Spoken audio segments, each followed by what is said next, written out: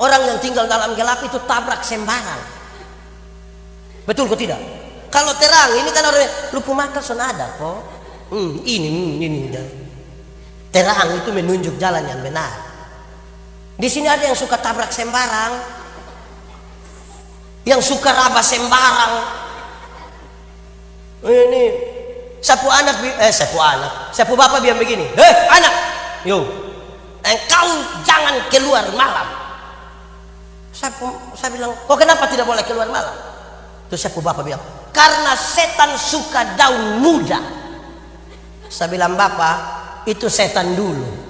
Setan dulu itu yang suka daun muda. Setan sekarang ini mau daun muda, daun tua, daun kering, dia bawa semua itu daun.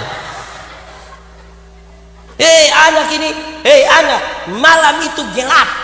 Malam itu di gelap itu orang timur. Di sini ada orang timur. Tidak usah angkat tangan, tidak usah. Ini kita timur ini muka sama semua aja, jadi kita sudah tidak usah.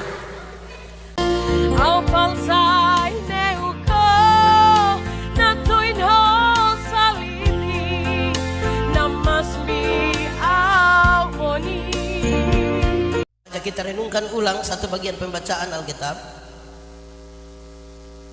menurut Injil Lukas pasal 10 ayat 25 sampai ayat yang ke-37. Yang sudah dapat katakan amin. Amin betul. Yang lain tidak buka juga amin ini. Itu Injil Lukas pasal 10 ayat 25 sampai 37. Sejemput jemaat Tuhan berdiri. Orang Samaria yang murah hati. Pada suatu kali berdirilah seorang ahli Taurat untuk mencoba Yesus. Katanya, Guru, apa yang harus kuperbuat untuk memperoleh hidup yang kekal? Jawab Yesus kepadanya, apa yang tertulis dalam hukum Taurat, apa yang kau baca di sana?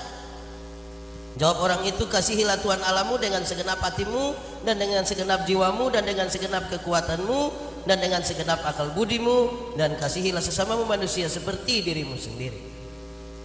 Kata Yesus kepadanya, jawabmu itu benar. Berbuatlah demikian maka engkau akan hidup. Tetapi untuk membenarkan dirinya orang itu berkata kepada Yesus, dan siapakah sesamaku manusia? Jawab Yesus, adalah seorang turun dari Yerusalem ke Yeriko. Ia jatuh ke tangan penyamun-penyamun yang bukan saja merampoknya habis-habisan, tetapi yang juga memukulnya, dan yang sesudah itu pergi meninggalkannya setengah mati. Kebetulan ada seorang imam turun melalui jalan itu. Ia melihat orang itu, tetapi ia melewatinya dari seberang jalan. Demikian juga seorang Lewi datang ke tempat itu. Ketika melihat orang itu, ia melewatinya dari seberang jalan. Lalu datang seorang Samaria yang sedang dalam perjalanan ke tempat itu, dan ketika ia melihat orang itu, tergeraklah hatinya oleh belas kasihan. Ia pergi kepadanya lalu membalut luka-lukanya, sesudah ia menyiraminya dengan minyak dan anggur. Kemudian ia menaikkan orang itu ke atas keledai tunggangannya sendiri, lalu membawanya ke tempat penginapan dan merawatnya. Keesokan harinya ia menyerahkan 2 dinar kepada pemilik penginapan itu. Katanya, rawatlah dia, dan jika kau belanjakan lebih dari ini, aku akan menggantinya waktu aku kembali. Siapakah di antara ketiga orang ini menurut pendapatmu adalah sesama manusia dari orang yang jatuh ke tangan penyamun itu? Jawab orang itu, orang yang telah menunjukkan belas kasihan kepadanya. Kata Yesus kepadanya, pergilah dan perbuatlah demikian. Demikian firman Tuhan. Berbahagia setiap orang yang mendengar firman, memelihara dan melakukan dalam hidup setiap hari. Mari silakan duduk semuanya. Shalom. Terlalu lemah, kuat sering. Shalom. Selamat sore. Ada sukacita? Mantap. Ini kalau saya khotbah di hari ulang tahun itu saya suka mulai dengan kalimat yang biasa ini. Hari ini Elim Batu Kamba ulang tahun ke berapa? Pakai bahasa rote? 57. 57 itu sebanyak atau masih sedikit?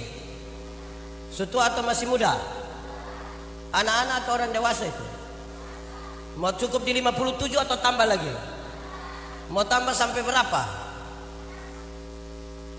Itu pertanyaan itu nanti sebentar kita jawab, nanti bisa tambah atau tidak. Tapi di awal sekali di mana-mana saya sampaikan, dewasa itu ada 3. Ada berapa? 3 kalau pakai bahasa Indonesia. 3. Pakai bahasa rote baru. Pakai bahasa Inggris. Bahasa roh. Dewasa itu ada 3. 1, dewasa biologis. Sama-sama. 1, 2, 3. Kasih tau kawan di sebelah. 3, 2, 1. Orang dewasa biologis itu hari dia pun berat badan hanya 37. Mas sekarang 73. Itu dewasa biologis itu. Nah, itu hari pakai celana nomor 27 tidak ada masalah karena perut rata saja. Sekarang perut kayak ada 3, satu di sini, satu. Itu namanya dewasa apa?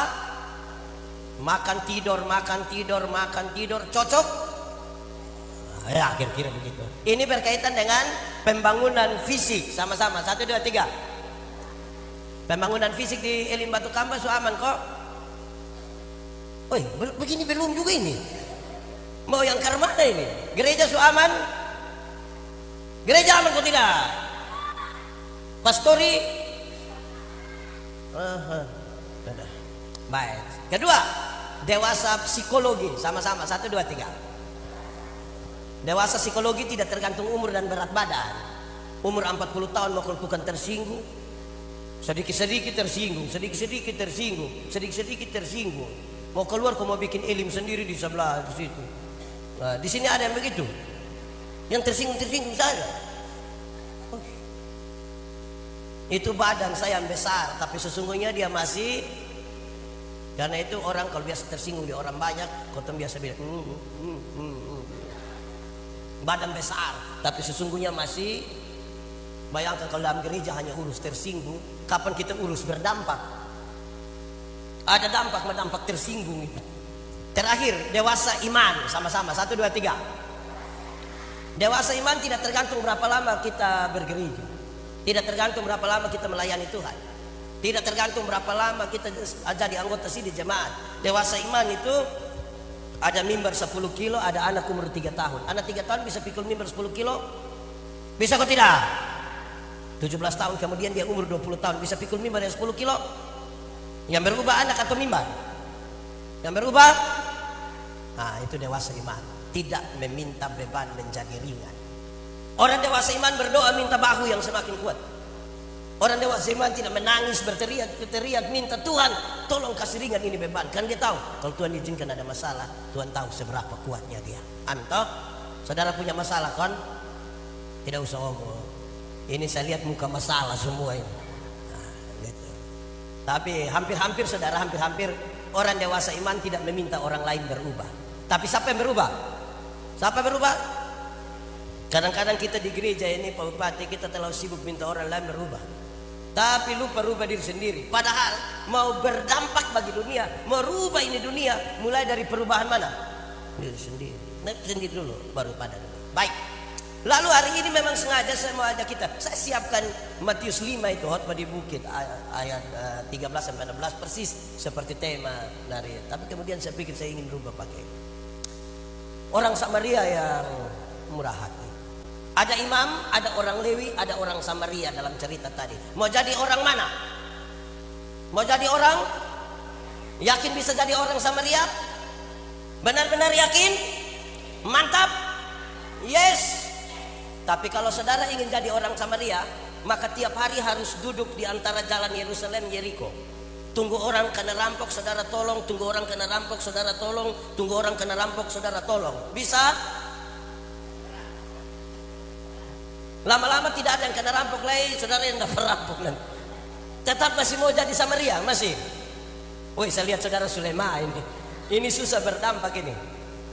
Saudara-saudara, kisah tentang orang Samaria dimulai dari sebuah pertanyaan dari seorang ahli Taurat. Dari seorang pertanyaan itu ditujukan kepada Yesus, Guru, apa yang harus saya perbuat untuk beroleh hidup yang kekal? Supaya nanti sebentar kita lihat perumpamaan ini sekaligus menjadi jawaban tentang pertanyaan apa yang harus saya perbuat untuk beroleh hidup yang kekal. Tuhan Yesus bilang begini, engkau kan ahli Taurat toh, apa yang kau baca di sana? Apa yang tertulis di sana? Dia bilang mengasihi Tuhan dan mengasihi. Tuhan bilang mantap. Tuhan bilang apa?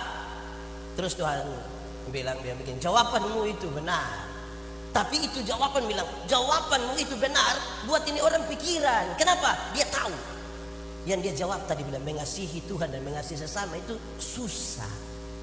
Hukum Taurat itu 10. Dari 10 dijabarkan dari 613 pasal. Dari 613 pasal masih ada ribuan peraturan hidup setiap hari. Mau bikin semua, gagal satu, gagal semua. Dia tahu itu waktu Yesus bilang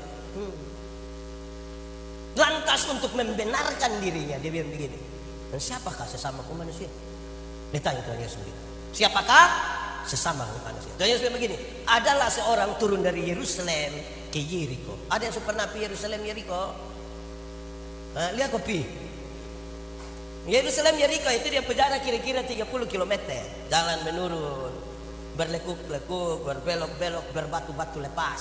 Mungkin sekarang sudah ada jalan raya bagus. Dulu itu jalan tidak bagus. Ada 400 meter di bawah permukaan laut. Berapa ratus meter? Jadi tidak ada orang tinggal di sekitar situ. Kalau seandainya dia berteriak di situ, tidak akan ada orang dengar. Tapi Tuhan Yesus bilang, tiba-tiba ada satu orang datang ke tempat itu. Ini orang ini kemudian dirampok, dipukul, hampir waktu dia hampir mati, berarti belum tapi semua mati di situ. Datang imam. Datang siapa? Imam itu tolong kau tidak? Itu imam tolong kau tidak? Itu imam itu orang baik kau tidak itu? Orang baik kau tidak itu? Makanya saudara tidak mau jadi imam itu toh? Masa imam dia orang susah tidak tolong? Imam macam apa begitu?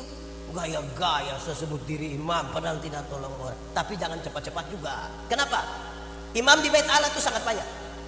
Sangat banyak. Ini Yesus lagi bicara di ahli Taurat ini. Imam di bait Allah itu sangat banyak. Bahkan ada yang ditabiskan dari imam itu tidak melayani sampai mati karena antrian terlalu panjang. Mari kita dramatisir sedikit. Anggaplah ini orang ini dia dapat pelayanan di bait Allah. Orang itu adalah saudara sebagai imam. Kalau dia tolong orang itu dan darah orang itu, kalau ini orang mati lagi, darah kena itu orang akan menajiskan itu orang dan dia tidak boleh melayani. Pertanyaannya, kalau saudara jadi imam itu, pilih pelayanan di bait Allah atau pilih tolong itu orang? Kalau saudara yang imamin, Musa tidak masuk penjara juga. Jadi imam itu lebih memilih mana? Yang di luar. Pilih tolong itu orang atau pilih tetap pelayanan di bait Allah? Yang di dalam pilih mana? Tolong orang atau bait Allah? Pilih mana? Tolong orang, mantap. Bagus, saya senang saudari. Kalau pendeta Yandi ya tergantung siapa yang kena rampok. Kalau dia janda muda, saya yakin saya pasti tolong. Saya yakin saya pendeta saya tolong. Saya yakin. Tapi kalau dia nenek-nenek sutua pasti kita saya pasti biar nenek. Mungkin ini jalan Tuhan jadi nenek lanjut. Tapi kalau saya tergantung. Kalau saudara mau tetap ini tolong orang bagus. Kedua, datanglah orang Lewi itu. Datanglah siapa? Siapakah orang Lewi? Orang Lewi adalah saudara dari para imam. Sama-sama kita tahu baru dari 12 suku Israel itu ada suku Lewi yang disiapkan secara khusus. Kamu tidak usah kerja kebun, kamu tidak usah bikin apa-apa, kamu hanya urus saja bait Allah. Ritual orang-orang Israel itu sangat banyak. Jadi lebih baik siap itu barang. Kamu tidak usah kerja, kamu urus bait Allah. Ini saudara para imam kerja di bait Allah. Itu orang tolong kau tidak? Tolong kau tidak? Orang baik kau tidak ini? Kerja di bait Allah. Imam pun saudara lain, pendeta pun saudara semua itu. Baru terwujud tidak tolong orang, mau berdampak ke mana bagi dunia ini.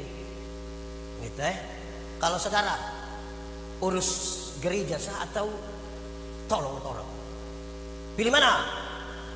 Tolong, saya lihat ini mau jadi Samaria ini mulai lemah. Tolong atau urus saja? Tolong, yakin, mantap. Kalau pendeta Yandi ya masih tergantung siapa yang celaka, yang dipukul. Ketiga, datanglah orang Samaria. Datanglah orang Samaria ini tolong kau tidak? Ini orang baik kau tidak? Makanya saudara mau jadi orang baik begini tuh, yang suka-suka tolong orang ini tuh, mantap. Tapi siapakah orang Samaria itu? Orang Samaria itu sesungguhnya mereka sama-sama dengan orang-orang Yahudi itu, mereka adalah keturunan Yakub. Mereka keturunan Yakub, 12 suku. Tapi sayang, mereka itu bertengkar. Bukan saja bertengkar, berperang. Padahal saudara-saudara kandung ini, di Rote ada yang begitu. Yang saudara kandung tapi bertengkar bakalahi itu ada. Ada juga. Biasa soal apa? Oh tanah. Mungkin yang keturunan Samaria mungkin itu. Dong bertengkar soal apa Pak Pendeta? Dong bakalahi hanya soal politik. Soal apa? Yang pemilihan RT su habis madom masih berpuku sampai nari. Hanya soal apa? Politik. Setelah Raja Salomo mati, dong bertengkar. Siapa yang akan mengganti ini jabatan? Apakah anak kandung saja atau anak tiri juga boleh? Ini yang dong bakalahi. Dong bakalahi berapa lama? Waktu Tuhan Yesus kasih tahu ini perumpamaan, dong baru bakalahi 700 tahun. Berapa lama? Cepat Oh itu lama Yang biasa kok kita dengar orang bakalahi orang itu. Saya mau tanya, untuk 3 pekerjaan ini bisa? Mantap. Yes. Bagus. Kita hafal ulang. Yang pertama apa? Anggur. Yang kedua apa? Yang ketiga apa? Balut juga. Keempat, dia ambil orang itu, muat di atas keledai tunggangannya. Dia muat di apa? Keledai. Saya mau tanya, dulu sudah ada Oto, pick up sudah ada, Avanza, trek. Jadi dong piman mana naik apa? Kuda dengan apa? Keledai toh. Waktu renungkan bagian ini, saya renungkan cukup lama. Kenapa? Di Kupang itu kalau saya bawa mobil, saya bawa Oto itu, kalau ketemu orang celaka, orang kena pukul, untuk tolong saya tolong. Tapi biasa itu pertolongan itu jadi masalah ketika orang masyarakat yang ikut tolong itu, dia mulai lihat saya agak lama, saya mulai pikiran. Karena sedikit dia bilang, Pak, bisa bawa ke rumah sakit pakai papo Oto. Itu saya rasa saya mau tanya, jemaat, kalau saudara jalan bawa Oto ketemu orang susah di jalan, bisa muat di saudara pu Oto? Yang Samaria dong, bisa? Bisa? Mantap. Saya tanya itu di banyak orang, dan saya mau kasih tahu saudara, yang paling banyak baterai bilang bisa itu kan dia belum ada Oto. Itu kan dia belum ada Oto. Kalau dia sudah ada Oto, apalagi Oto baru lah, dia cuci bersih itu, istri saya naik lepas sendal, baru ketemu orang tidak kenal ini mau, saudara bisa tetap Samaria tetap. Saya lihat ini dong sudah tidak mau jadi Samaria lah. Ini mulai menurun ini. Bisa muat di Oto? Bisa? Mantap. Sudah 4. 1, 2, 3. Yang keempat, keledai. Yang kelima, dia bawa orang itu ke rumah penginapan. Jadi celaka di sini, dia tolong diangkat bawa apa Ricky Hotel kok apa itu? Hotel Ricky itu. Bisa?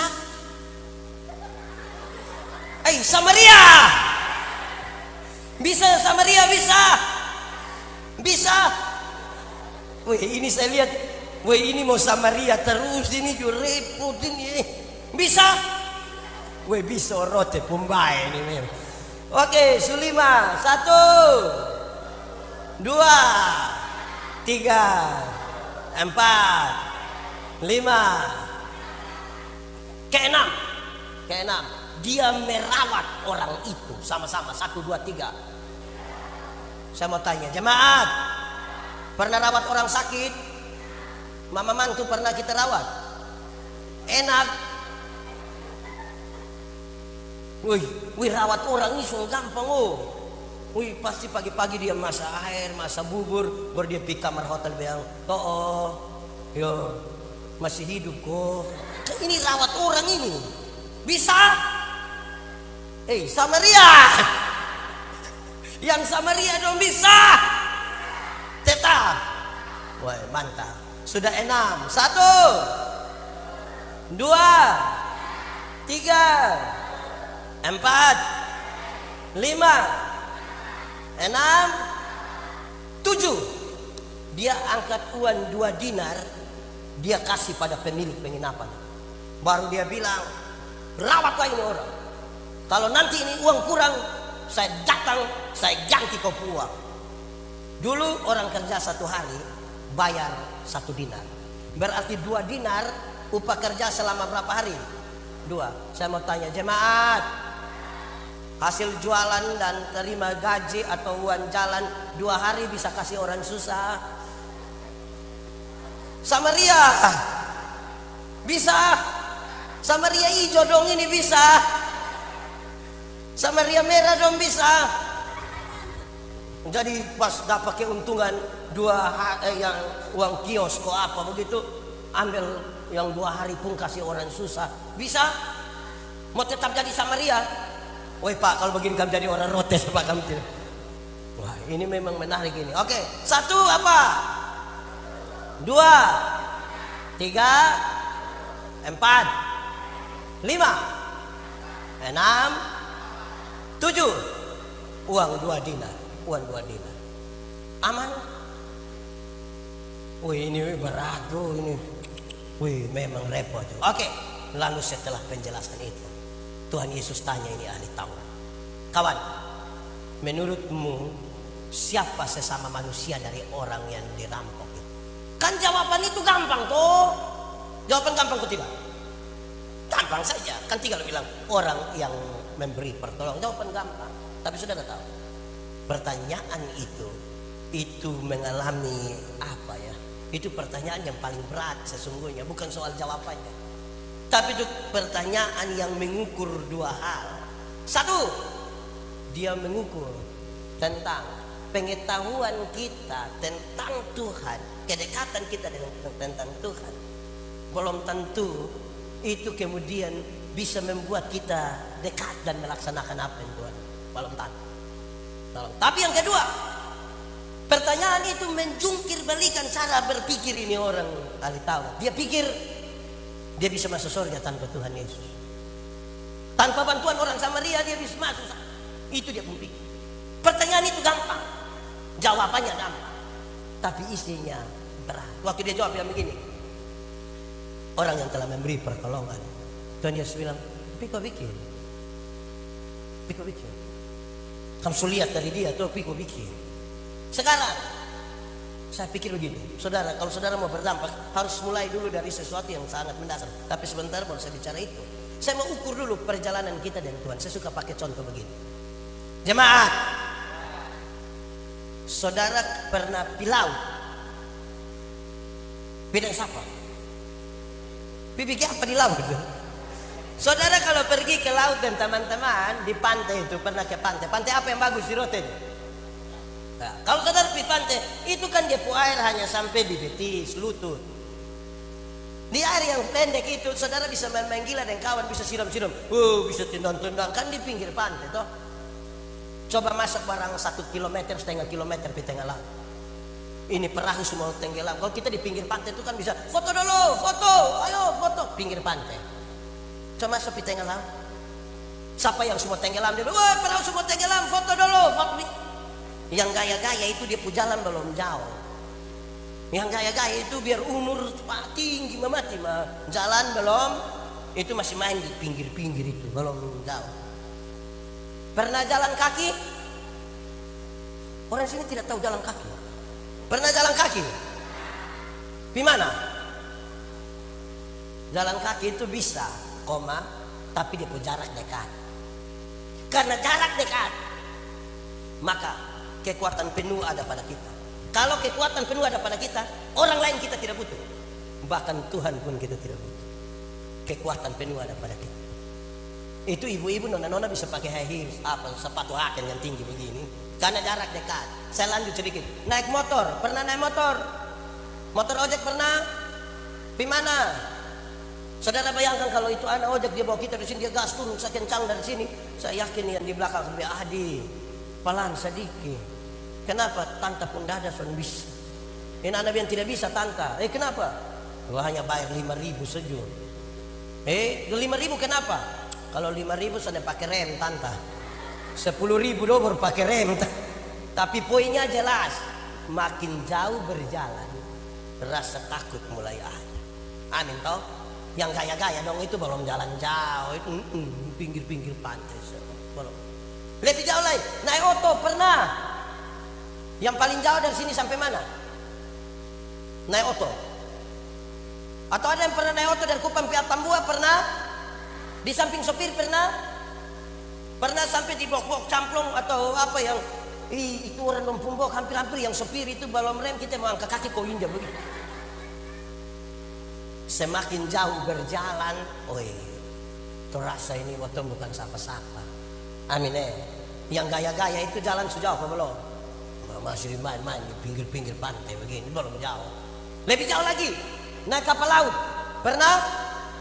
Di mana? Pisoe. Naik kapal laut itu, wih memang kalau rote, memang di NTT ini tantangan di laut tuh luar biasa. Tapi pengalaman pribadi waktu kita melayani di Sabu Pak Bupati, 5 tahun melayani di Sabu, kalau pas musim timur, Juli, Agustus itu, wih berat betul-betul. Ini kapal laut ini kan kita pakai ferry tuh, maju mundur, wih terlalu berat itu. Tapi kalau masih ada ferry berani jalan. Kalau lihat ada pendeta di atas, ada yang datang Pak Pendeta, ya kita ibadah. Di darat tidak ibadah Bapak, tidak ibadah. Tapi di tengah laut ini kalau gelombang datang tuh ibadah, apalagi sementara kita menyanyi di tengah, itu berat. Yang menarik itu waktu memberi persembahan. Waktu pas memberi persembahan. Kalau kita ibadah di laut itu pas persembahan itu tidak pakai tangguh persembahan, tidak pakai yang itu loh, tidak pakai, kan memang tidak ada toh kapal mana mau siap kita tangguh persembahan, tidak ada. Kami pakai dos. Kenapa harus pakai dos? Karena memang itu tidak ada. Tapi yang kedua, ibadah di laut itu toh harus pakai dos, karena yang bawa persembahan tangguh itu dos itu sekali isi tangan begini dapat berapa semua masuk, itu tidak lewat otak, langsung masuk. Beda kalau ibadah di darat, beda kok tidak? Beda, termasuk yang sebentar ini. Kita ibadah di darat ini, yang mau tangguh persembahan datang tuh kita isi tangan di dalam saku begini, kayak agak lama. Agak lama lebar mata kita puter-puter gini. Itu mata kayak ada firasat itu kayak gitu. Terus dia ambil persembahan, dia isi, yang petugas persembahan sudah lewat baru dia sengaja kaget. Ini kenapa?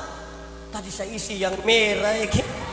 Jemaat, pernah salah isi kok, kemenyesalan. Memang betul-betul. Kayaknya di sini hal memberi itu aman kok. Kalau tidak mungkin kita harus ibadah di laut ini. Saudara bisa bayangkan ini. Nah, saudara-saudara, lebih jauh lagi. Naik pesawat. Pernah? Di mana? Saudara kalau naik pesawat jangan naik yang ATR dong, yang Susi dong, yang lebih kecil. Coba naik yang Airbus, Boeing dong tuh yang besar-besar itu. Dia terbang 36.000 kaki. 36.000 kaki itu berarti kurang lebih 12 km di atas udara. 12 km di atas udara itu pesawat belum jatuh kita sudah mati. Dia belum jatuh. Dia baru begitu mati sudah kita. Dia baru begitu mati sudah. Di 12 km itu kan sudah di zona aman, orang sudah bisa bangun ke jalan-jalan di belakang, di WC. Tiba-tiba lampu seatbeltnya menyala dan ada suara bilang begini. Berhubung karena kita terbang dalam situasi cuaca yang buruk, karena itu kami minta kepada para penumpang segera kembali ke tempat duduk dan seterusnya. Saya mau tanya, waktu ada pengumuman begitu di pesawat ada yang berani ini marah? Silakan kembali ke tempat. Mau kembali ke apa? Ada yang berani? Jago hilang Bapak, jago hilang. Yang gaya-gaya dong itu jalan belum jauh. Itu dia akan balik dengan itu mau kencinju tunda. Tidak bergaya. Pas dia duduk begini, ada anak kecil 1.000 di sebelah dia kasih dia, Adi doa. Sejalan jauh ini orang akan rasa dia pendiri bukan siapa-siapa. Gereja ini semakin jalan jauh Ibu Pendeta harus rasa kita bukan siapa-siapa. Walaupun saudara bangun gereja bagus-bagus begini mau tabisin gereja ke Sanusa. Kita bukan siapa-siapa. Supaya boleh ada orang pukul dada bilang, wih dia. Saudara di ketinggian 12 km itu kecepatan pesawat kira-kira 900 km per jam. Berapa? 900 km per jam itu cepat atau lambat itu?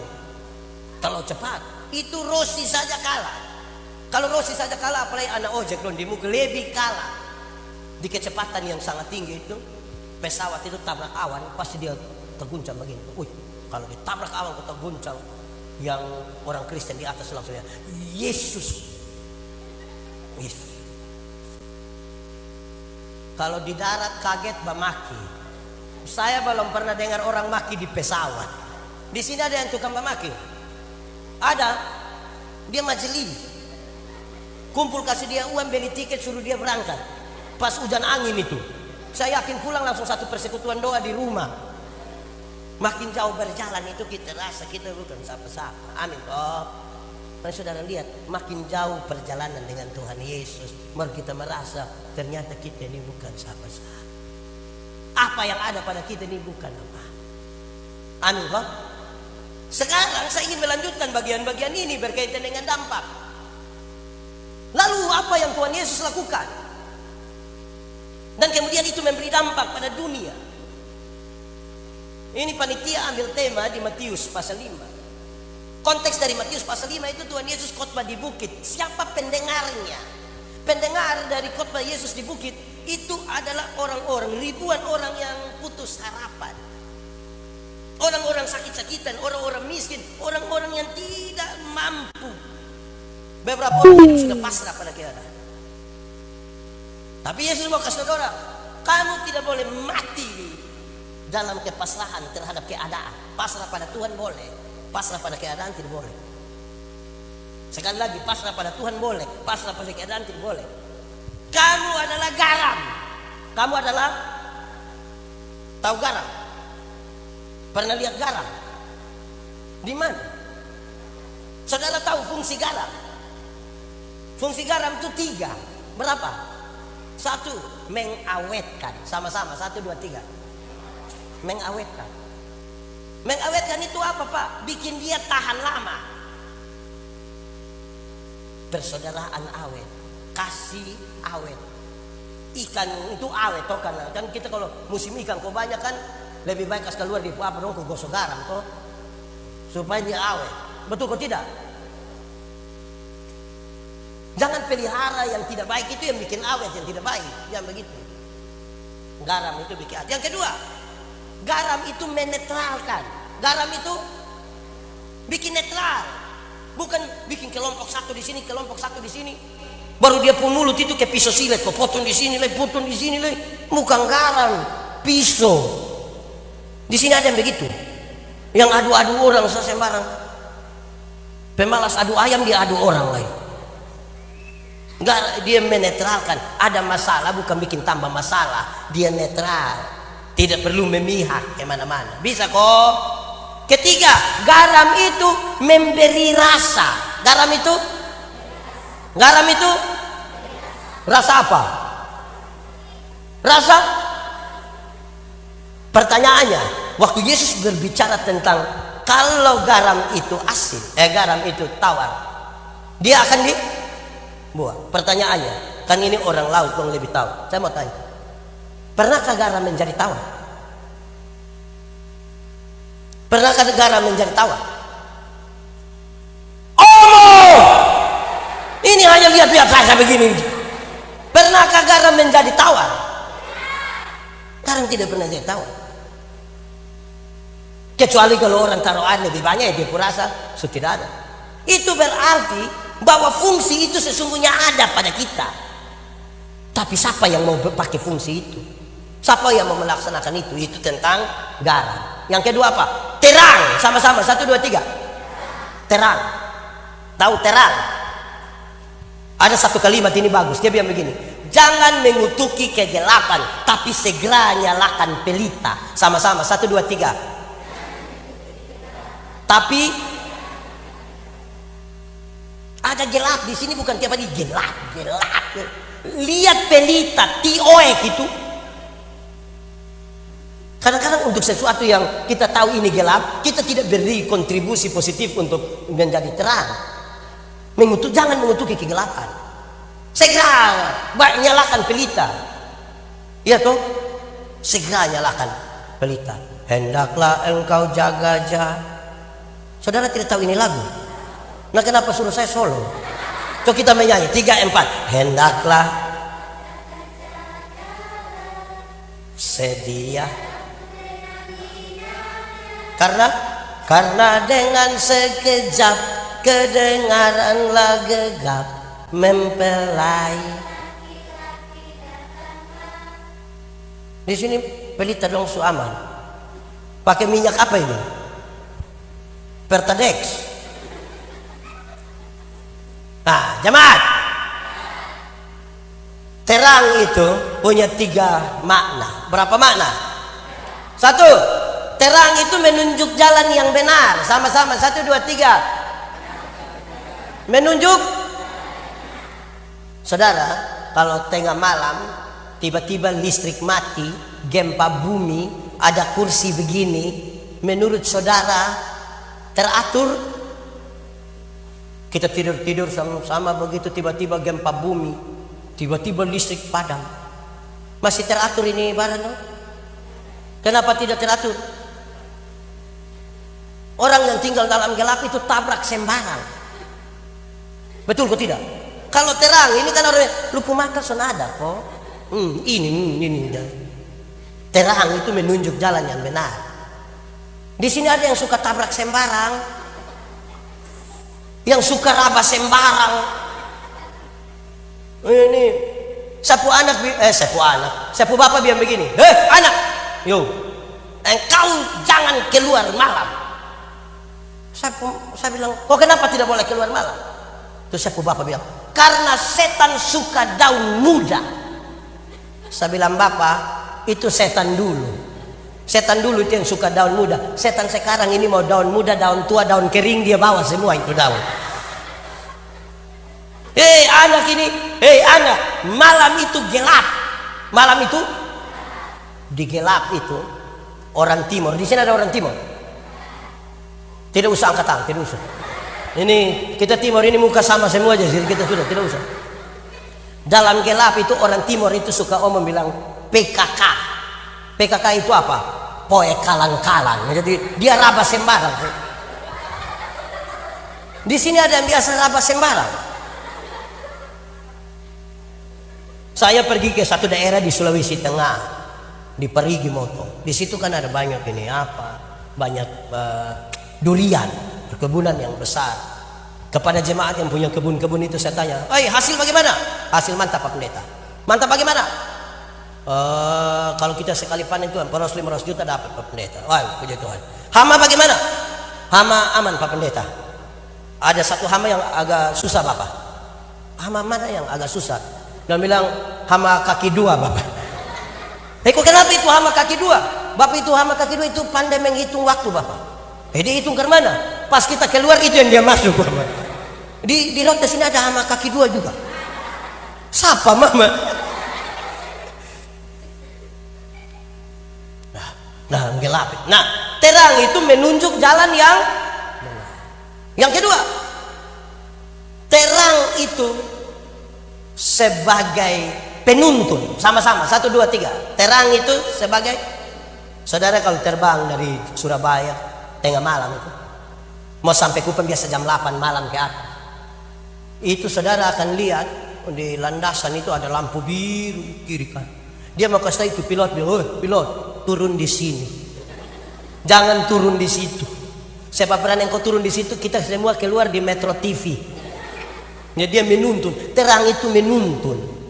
Amin toh. Nah kalau orang yang tidak suka dituntun, kita tegur dia tidak mau itu sebenarnya orang gelap itu. Betul kok tidak? Oh kita mau kasih dia kau turun di sini ini, semua dia tahu habis. Di Elim sini ada yang semua dia tahu kok kita omong juga dia. Nah, oke. Ketiga, terang itu sebagai peringatan. Sama-sama 1, 2, 3. Peringatan. Ini NTT, tahu NTT? Yang mana? NTT ini kan provinsi kepulauan. Walaupun dia provinsi kepulauan, tapi tidak semua pulau itu berpenghuni. Tidak semua pulau ada manusia.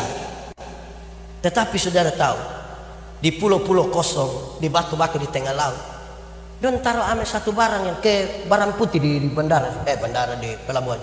Itu lampunya. Apa itu dia penama? Dia penama apa? Mercusuar.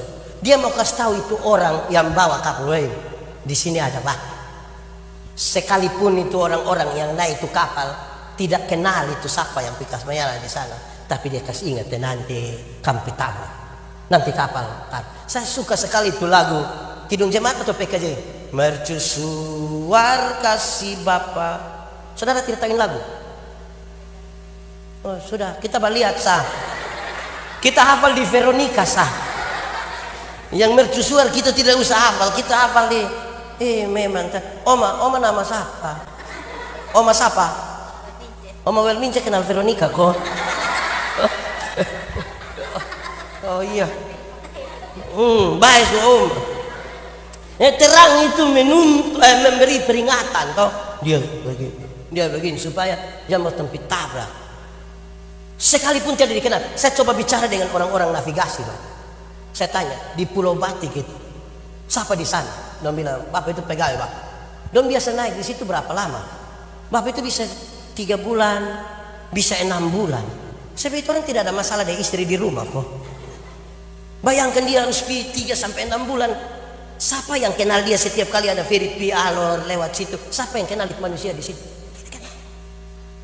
Tapi harus menjalankan tugas supaya ingat di sini ada batu di tengah laut.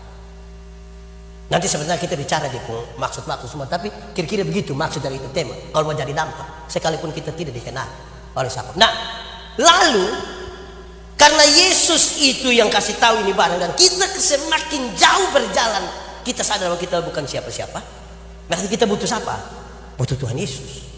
Pertama, mari kita lihat apa yang Tuhan Yesus buat supaya dia memberi dampak bagi dunia. Yang Tuhan Yesus buat itu ada 5. Ada berapa? Ada berapa? 1. Dia bentuk kelompok. Dia bentuk kelompok itu 12 orang. Berapa orang? Bukan karena Tuhan Yesus tidak bisa kerja sendiri. Kalau dia sendiri saya kerja kasabi. Tapi kan dia tahu manusia tidak bisa sendiri. Ya sudahlah, dia bentuk kelompok untuk manusia. Itu kelompok itu Bapak dong, Mama dong dengar. Itu kelompok itu ada anak muda sama ke Yohanes. Di sana ada nama Yohanes. Dia masih muda, kok tua. Oh sudah, nah ini yang masih muda, Mama. Ada anak muda seperti Yohanes, ada orang tua seperti Yakobus. Berarti ada orang muda, ada orang. Di itu kelompok yang hanya 12 itu ada pejabat seperti Lewi. Lewi itu kepala pemungut cukai. Dan ada nelayan-nelayan kecil di Galilea seperti Yakobus, Yohanes, Petrus, Andreas. Ada pejabat, ada masyarakat biasa. Yang menarik, di kelompok yang hanya 12 itu Tuhan Yesus pilih ame.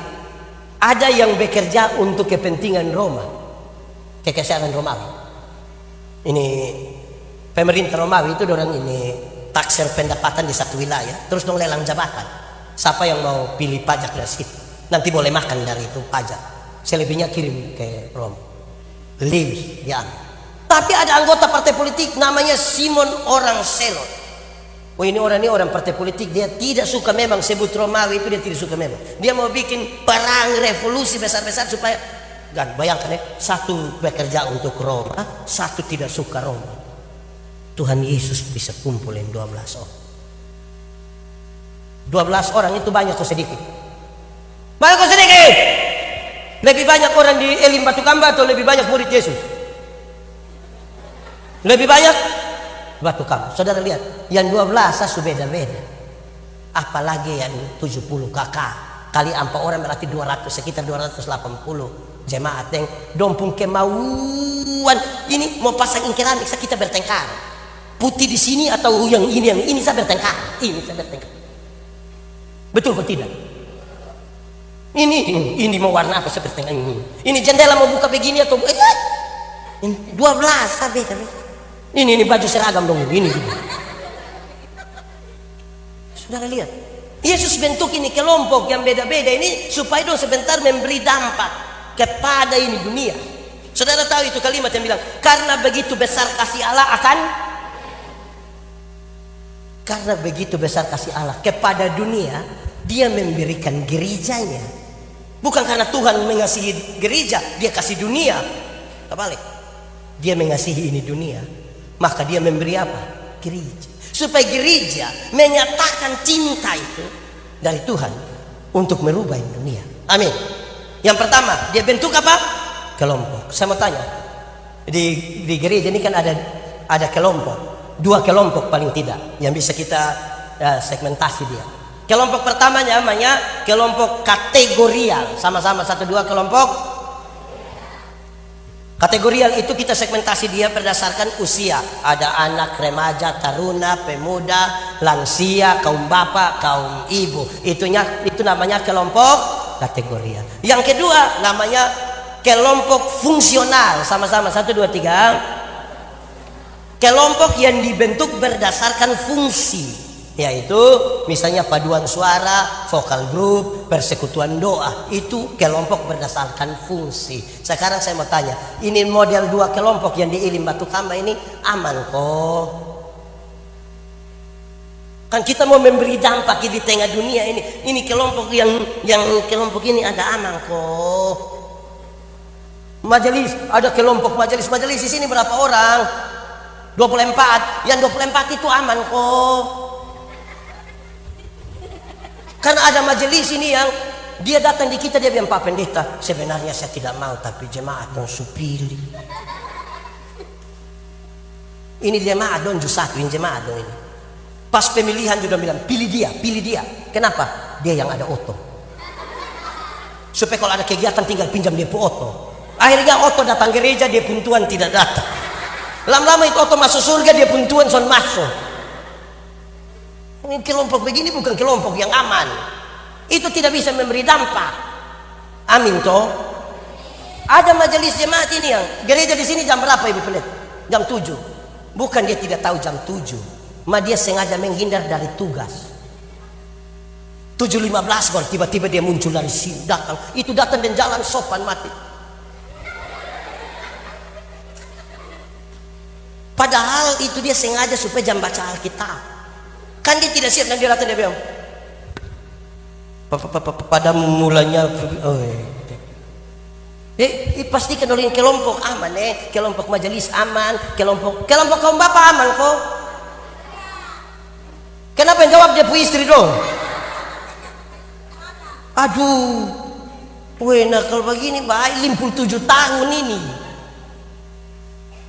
Ini kita bertanya aman kok tidak. Ini kita belum tanya persembahan.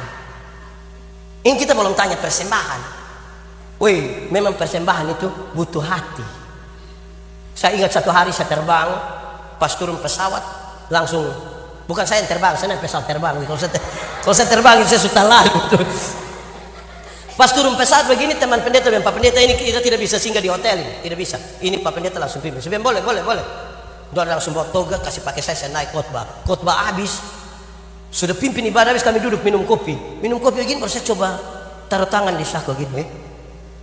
Ada apa ini? Uang apa? Persembahan.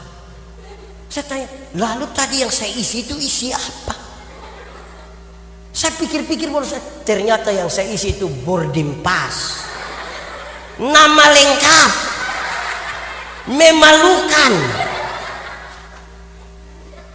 Jadi mangkali lebih baik ini persembahan ini tolong diatur, doa baik-baik persembahan kok kasih di Tuhan bisa kok.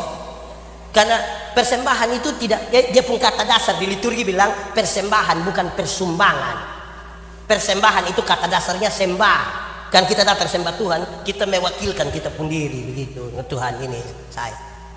Bukan sumbang, kan kita tidak lebih hebat dari Tuhan, kok sumbang ke Tuhan. Saya acara di Gorontalo atau di Kota Mobagu di Sulawesi Utara. Ada anak kecil umur 7 tahun ikut jemput, 7 atau 8 tahun. Ada nona-nona. Terus pas kami sampai tempat makan, saya bilang begini, Adek, kau tidak sekolah ini hari? Sekolah apa pendeta? Lalu saya izin pendeta. Kayak ini izin untuk apa ini? Izin mau ikut jemput pendeta. Aduh Adek, terima kasih sayang, terima kasih pendeta, senang sekali, terima kasih. Adek besar mau jadi apa? Kita mau jadi pendeta. Pendeta berdoa, kau jadi pendeta baik-baik ya. Ya. Tapi adek, pendeta mau kasih ingat. Kalau adek mau kaya, jangan jadi pendeta. Adek jadi siapa yang usaha. Kenapa pendeta bilang begitu? Ya, pendeta-pendeta ini hidup oleh Tuhan, bukan oleh jemaat. Oleh Tuhan melalui persembahan jemaat. Adek tahu, itu persembahan jemaat kalau dalam rupa uang, uang merah yang gambar proklamator, itu dia susah datang di gereja. Susah. Yang paling banyak datang itu yang Patimura, pejuang. Ada tahu kenapa sampai Patimura itu pegang di pun pedang begini? Ada tahu?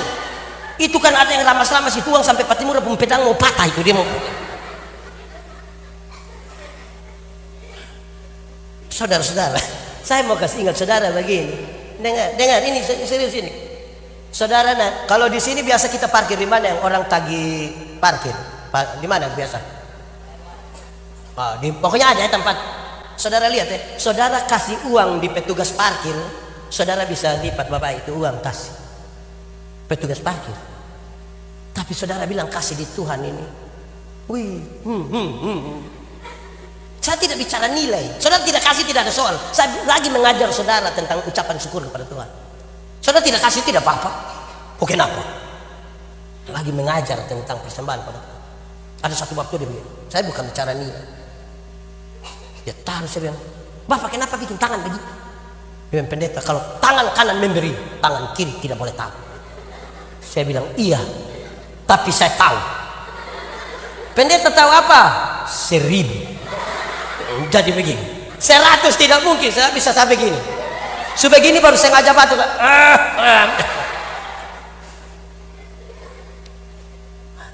Saudara, saya keliling ini Indonesia. Nah, saya kadang-kadang heran juga. Ada orang yang dia merasa hidupnya tidak pernah diberkati oleh Tuhan. Saudara tahu bahwa kaya itu Tuhan yang berikan. Usaha tidak dapat memberi apa. Kita yang tanam, kita yang siram. Tuhan berikan pertumbuhan. Coba saudara tanam padi, siram padi tidak Kalau Tuhan tidak kasih berikan itu pertumbuhan. Jadi orang yang tidak pernah mengakui bahwa berkat-berkat itu dia dapat dari Tuhan, itu orang tidak akan pernah merasa diberkati. Tidak pernah. Ada itu yang sampai ikut ibadah itu, ini persembahan dia hanya begini. Saya bilang ini kalau ibadah 10 kali dia pulang dia jalan hanya begini. Kita tidak pernah diberkati kan? Itu. Persembahan. Saya punya anak-anak itu saya ajar Dora. Kami doakan tempat untuk mengambil uang persembahan, taruh di situ. Anak-anak mau ke sekolah minggu, mereka belajar dari kami. Saya ajar mereka. Persembahan bukan uang.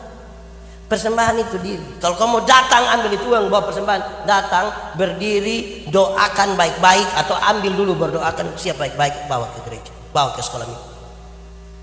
Kan itu sikap kita terhadap berkat-berkat yang Tuhan berikan. Amin kok. Saya bawa materi tentang 1/10. Saya tanya, 10% siapa punya?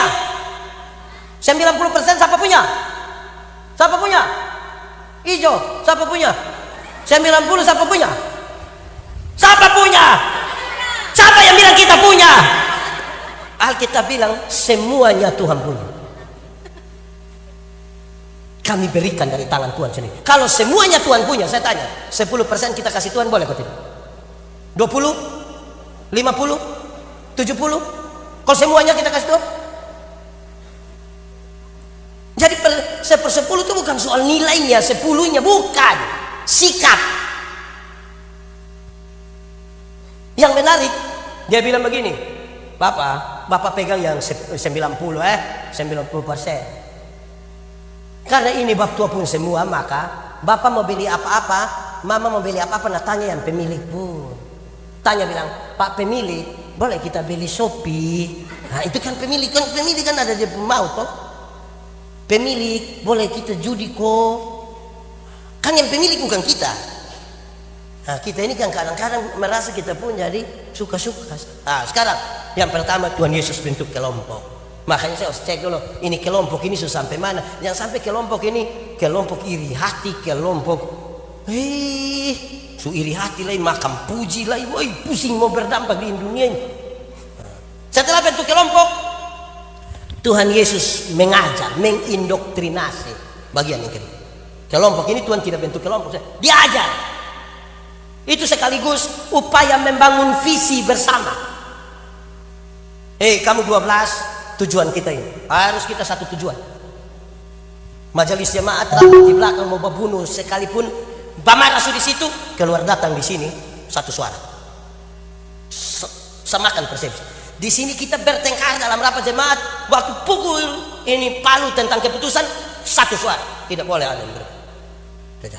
Indoktrinasi. Tidak boleh ada yang jalan lain-lain. Dalam rapat-rapat gereja itu tidak ada kalah menang. Tidak ada kalah menang. Keputusan jam 7. Ada yang bilang kenapa tidak jam 9? Siapa yang bilang kenapa tidak jam 10? Waktu kita putuskan jam 7. Waktu Bapak punya jam 6 tidak diterima, bukan karena Bapak kalah, tapi kan kita bertanggung jawab untuk menjalankan jam 7. Atau siapa yang diantara kita bilang silakan kamu gereja jam 7, silakan. Saya akan datang sendiri setengah 4. Sudah. Yang pertama dia bentuk kelompok, yang kedua dia buat apa? Mengajar. Pak Bupati, ada satu hal yang paling susah di jemaat ini adalah mengajar, bagian mengajar. Banyak guru sekolah minggu ini tidak persiapan mengajar ini. Banyak penatua diaken tidak persiapan pi khotbah di ibadah rumah tangga. Nah, kalau tidak mau terus bikin rapat, ambil keputusan pelatihan ilmu berkhotbah bagi penatua diaken. Toh tidak pi mana pelatihan khotbah? Mau pi bikin apa? Begini su 4 periode ini 4 periode. Ini yang kacau. Ini yang kita pun dunia pun kan mau berdampak apa diajar tidak mau. Jemaat, kepintaran itu terbatas, karena itu kita bisa kejar dengan cara belajar. Amin kok. Pintar itu terbatas, bodoh itu yang tidak ada batas. Itu dia meleleh-meleleh setuju. Di Kupang kalau orang setelah bodoh ukur-ukur, Jambau itu bodoh semua, itu bodoh. Kita mau belajar bersama. Amin kok. Pengembangan diri. Hafal ikut yang pendeta bilang, belajar ialah belajar ialah perubahan tingkah laku dari tidak tahu menjadi tahu, dari tidak bisa menjadi bisa. Supaya yang sedikit-sedikit bilang ini sudah dari dulu Pak, dari dulu mana dulu kala bisa. Sudah 2. Yang ketiga Yesus turun berjumpa langsung dengan masyarakat. Yang ketiga Yesus apa? Dia pergi berjumpa dengan mereka yang buta, yang lumpuh, yang terpenjara, ketemu dengan mereka yang bermasalah langsung. Dia tidak hanya omong. Kalau hanya omong, burung beo juga bisa. Sama-sama 1, 2, 3. Kasih tau kawan di sebelah 1, 2, 3. Kalau hanya dia turun, dia pergi ketemu orang. Betul toh? Ketiga. Keempat, Yesus mengkritisi semua ibadah Yahudi yang hanya berpusat di Bait Allah. Dia kritisi semua. Kalau kita pakai contoh, ada orang datang bawa persembahan toh, dia bilang kasih tinggal kau persembahan, kasih tinggal. Kalau teringat olehmu ada saudaramu berbuat salah, pulang, ampuni dia dulu, baru datang sini. Ini munafik ini. Kalau kita datang bawa persembahan kepada Tuhan tapi hati benci dan mama mantu, cuma boleh. Itu boleh. Mama sudah ada anak mantu, dia baik. Kita bawa persembahan banyak-banyak, maka kalau hati pahit dari orang lain, benci dan tetangga, dia mantua di sebelah, bapak di sebelah, mau ke mana? Kita beribadah mau jadi apa? Kesetengah uang itu dia. Kamu terlalu berpusat pada ibadah sampai kehidupan hari. Jemaat, salah satu hal paling sulit dalam kekristenan itu adalah bikin jembatan yang menghubungkan antara hari Minggu dengan hari Senin. Hari Minggu itu dia kudus, sempurna, suci, itu Minggu. Senin dia gila sampai Sabtu. Minggu pagi itu dia sudah kudus, suci kan. Senin dia bilang, Minggu dia bilang haleluya. Senin su halilintar. Yesus mengkritisi ibadah yang penuh kemunafikan yang hanya berpusat di tempat-tempat ini. Yang kelima, yang paling terakhir dari yang Yesus buat sebagai dampak terbesar bagi kita itu adalah dia mengorbankan diri bahkan sampai titik darah yang paling terakhir. Berkorban. Saudara tahu dalam konteks pembebasan, konteks penebusan dosa, Kalau Yesus menebus kita, Ibu, Yesus menebus kita itu tidak cocok dengan kata tolong, tidak cocok dengan kata tolong, tidak cocok. Kata yang paling pas itu adalah pembebasan. Dia membebaskan kita. Hukuman dosa itu ada, dia bebaskan. Bebas itu kan, pernah rasa bebas atau tidak? Terlepas toh? Terlepas. Tuhan mengasihi dunia ini dan pembebasan bagi dunia. Saya kira saya pernah bicara ini. Kalau dia bodoh, dia harus dibebaskan dari kebodohan. Kalau dia miskin, dia harus dibebaskan dari kemiskinan. Kalau dia sakit, dia harus dibebaskan dari sakit, penderitaan. Harus ditolong. Pembebasan itu tolong saja cukup. Pendampingan total itu. Bahkan Yesus sampai beri sampai titik darah yang terakhir. Kita bukan Tuhan Yesus, mak. Ya dia bilang, pergi kok buat saudara. Amin toh? Amin kok. Ini pengikut Yesus semua. Pengikut Yesus satu saat kita ini paling suka itu ayat bilang, akulah jalan, kebenaran dan hidup. Barang siapa tidak bisa datang kepada Bapa. Kalau tidak, banyak orang suka pakai itu ayat tuh bakal lagi kiri kanan. Saya kasih saudara, itu ayat itu punya makna yang serius. Ayat yang ke-12 bilang begini, barang siapa percaya kepadaku melakukan pekerjaan yang aku lakukan. Berarti kalau kita percaya Yesus, kita ini kan orang sudah ditebus toh, percaya Yesus, maka yang Tuhan Yesus bikin apa, itu yang kita bikin. Amin. Sekarang saya pakai satu contoh misalnya. Satu saat Tuhan Yesus urus orang yang berzina, yang kena tangkap. Supaya nanti kalau ada orang berzina, urus pakai Tuhan Yesus bicara. Bisa kok? Atau di sini tidak ada. Ini Tuhan Yesus bilang, dong tangkap Amin, perempuan berzina, bawa datang di hadapan Tuhan Yesus. Hukum setempat yang begini, orang yang berzina harus lempar gas mati sendiri. Tuhan Yesus bilang begini, siapa rasa diri tidak berdosa, nah angkat batu kau lempar duluan. Saya mau tanya, ada yang lempar? Tuhan Yesus tanya, don di mana? Don sejalan Bapak. Tuhan Yesus bilang, engkau pergilah dan jangan berbuat dosa lagi. Itu kalimat pergilah dan jangan berbuat dosa lagi. Tuhan Yesus tidak kompromi dengan dosa. Dosa tetap dosa. Tetapi kepada ini perempuan penzina, pendosa ini, Tuhan beri kesempatan baru. Masa lalu tidak bisa dirubah kawan, tapi masa depan bisa dirancang.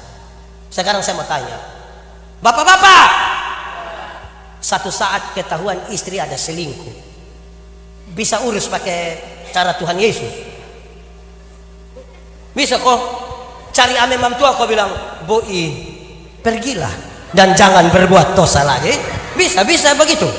Bapak-bapak bisa kok. Weh, terasa barato. Maka kau bilang, pergilah dan jangan pulang lagi. Ibu-ibu, di sini nenek-nenek semua.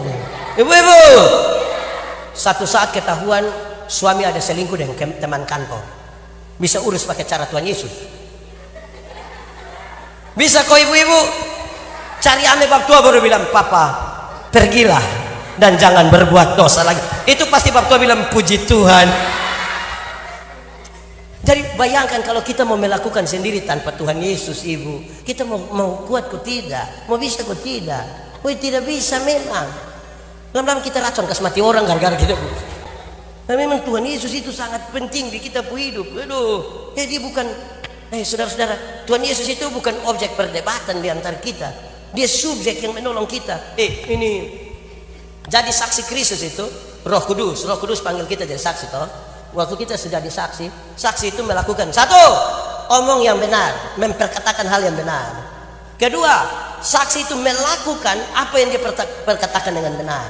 Yang ketiga, saksi itu mempertanggungjawabkan apa yang tadi dia perkatakan dengan benar. Itu saksi. Nah, Tuhan yang panggil kita, yang kepadanya kita duduk kok kita ibadah ini, itu Tuhan itu sumber kasih.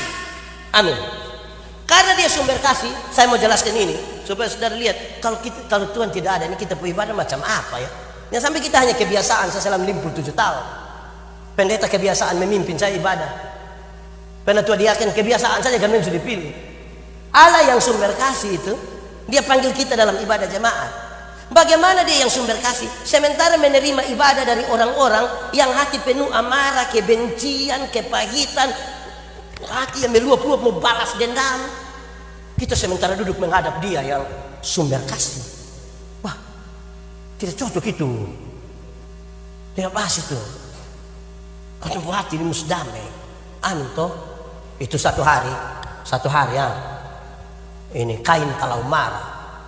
Kain kalau marah dia bunuh dia pu adi nama. Waktu dia marah-marah Tuhan datang. Kain. Kenapa mukamu muram dan hatimu panas, Kain? Dosa ada di depan pintu situ, tapi engkau berkuasa atas dosa itu ya. Kain tidak mampu berkuasa atas itu dosa, dia bunuh Habel. Toh Tuhan datang bilang, Kain, di mana Habel? Tuhan tanya begitu, Tuhan tahu kau tidak? Tahu kau tidak? Setahun kenapa tanya? Tuhan tahu kau tidak? Setahun kenapa tanya? Dan pertanggungjawaban toh. Kain bilang, memangnya aku penjaga adikku. Kain, di mana lu adik? Untung kau Kain tidak bilang, kamu nanya. Itu Kain mau mati lah dia dan coba. Woi, lantas Tuhan suruh omong-omong sendiri bertanya, Kain lu sini. Tanah yang lu usahakan, kan lu bunuh lu padi toh, Kain lihat ini tanah yang lu usahakan tidak akan kasih hasil yang baik. Bukan tidak ada hasil, tidak akan kasih hasil yang baik. Ada hasil pas-pas di makam ini bisa. Mangkali hasil kita makam dan bibit semua. Pas mau tanam mau minta tolong ibu pembibit sedikit satu. Saudara lihat hubungan dengan saudara ya rusak. Tanah tidak memberi hasil yang baik. Saya memberi kesimpulan, muka muram, hati panas, berkat jauh. Sama-sama 1, 2, 3. Pakai gerakan 1, 2, 3. Muka muram, hati panas, berkat. Kasih tahu satu yang dia muka muram terus itu. 1, 2, 3. Muka muram, hati panas, berkat. Mazmur 133. Saya yakin ini daerah Ibu Pendeta, ini daerah ini diberkati kok tidak? Ini apalagi dia punya batu gampang. Ini diberkati kok tidak? Orang-orang ada hasil kok tidak? Mau lebih cepat-cepat bilang mau. Perbaiki kita pun relasi. Mazmur 133. Sungguh alangkah baik dan alangkah indah. Sudah setil selanjutnya. Itu dia ada legenda.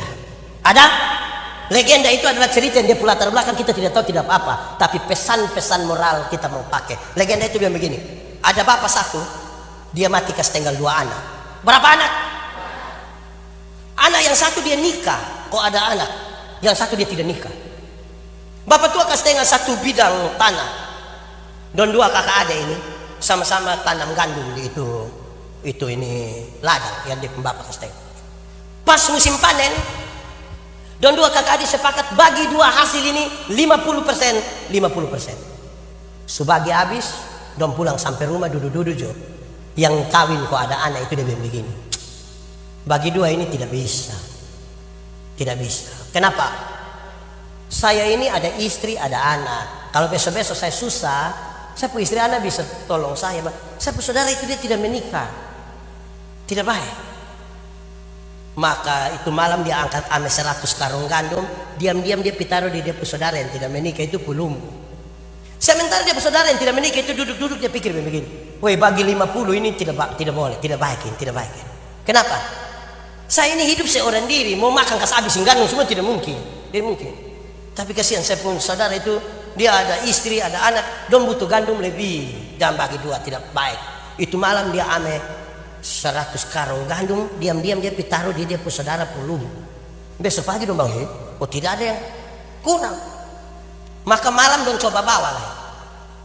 Dong 2 ketemu di ada tanah lapang, 1 bola ke di bawah itu dong ketemu.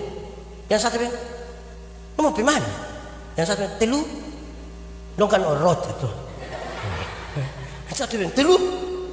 Terus dong bilang, kakak, saya mau pi antar ini karena begini-begini. Yang satu, kok saya cuma pi antar karena begini-begini. Woi, don 2 kakak adik ini sedih. Don 2 berpelukan sudah di lapangan. Situ sedih dong menangis aduh kasihan. Ini kalau bapak lihat Tuhan Allah di surga bilang kepada malaikat, malaikat kamu lihat. Sungguh alangkah baik, indah kalau orang bersaudara hidup rukun.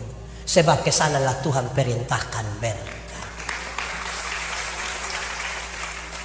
Berhenti deh muka-muka asam mama supaya kita pun hidup deh orang lain itu. Amin toh. Nah, dengan kita hidup penuh kasih yang tadi yang Tuhan sudah melakukan 7 hal buat kita supaya kita itu berdampak bisa. Saudara tidak bisa berdampak kalau saudara pun relasi di dalam komunitas yang kecil-kecil yang tadi saya sebutkan tidak bagus bisa. Kok ini paduan suara mah don bertengkar hanya soal pakaian seragam. Bertengkar mau seragam atau bersisa cukup. Bertengkar sepakat seragam. Bertengkar lain polos atau motif. Bertengkar sudah polos dan motif. Bertengkar lain motif melintang begini atau melintang begini. Akhirnya satu tersinggung kalau dia tidak mau ikut menyanyi lain.